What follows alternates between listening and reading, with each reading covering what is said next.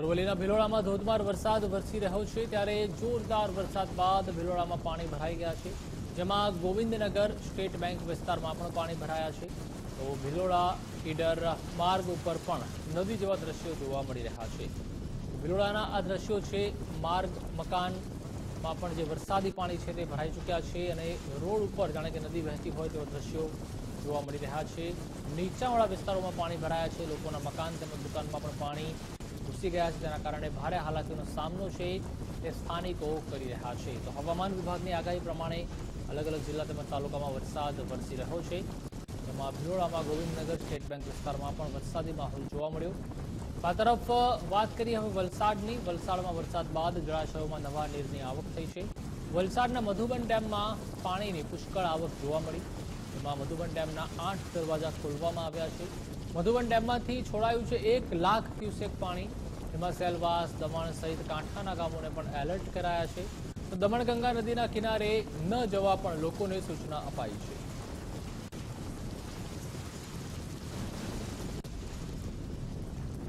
તો આ તરફ બહુચરાજી તાલુકાના ગ્રામીણ વિસ્તારોમાં પણ વરસાદી માહોલ જામ્યો છે, જેમાં સુરજ, ચંદ્રોડા તેમજ સાપાવાળા, સુરપુરા અને મંડાલીમાં પણ ધોધમાર વરસાદ વરસ્યો.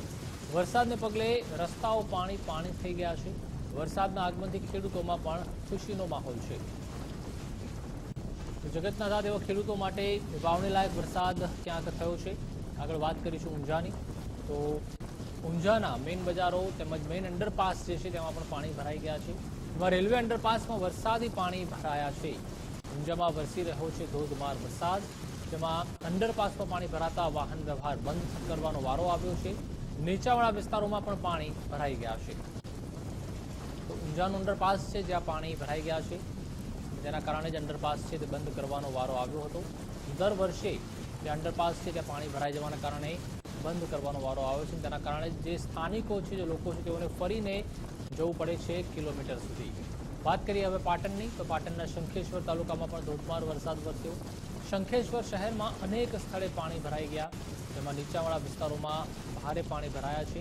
પાણી ભરાતા વાહન ચાલકોને હાલાકી ભોગવવાનો વારો આવ્યો છે. તો મેઘરાજા છે તે ધમાકેદાર બેટિંગ કરી રહ્યા છે. મેઘો મુશળધાર છે તે વરસી રહ્યો છે. તેના કારણે જે રીતે જળબંબાકારની સ્થિતિ છે તે અલગ અલગ જિલ્લા તેમજ તાલુકામાં સર્જાઈ છે. અષાઢમાં અનરાધાર વરસી રહ્યો છે. વાત કરીશું હવે દ્વારકાની. તો દ્વારકાના કલ્યાણપુરના નાવદરામાં પણ વરસાદી ઘોડાપુર જોવા મળ્યું. તેમાં પાણીના ધસમસતા પ્રવાહમાં એક કાર છે તે તણાઈ ગઈ હતી. નાવદરા પાટિયા પાસે રસ્તાઓ જાણે કે ભેટમાં ફેરવાયા છે. સદનસીબે કારમાં સવાર ચાલકને બહાર કાઢી લેવામાં આવ્યો હતો. આ બાદ બચાવ થયો છે. ભારે વરસાદને લીધે કાર તણાઈ હોવાનો વિડીયો વાયરલ થયો છે. તો જે રીતે રમકડાની ગાડી હોય તે રીતે આ કાર જે છે તે ધસમસતા પાણીનો જે પ્રચંડ પ્રવાહ છે તેમાં તણાઈ ગઈ છે.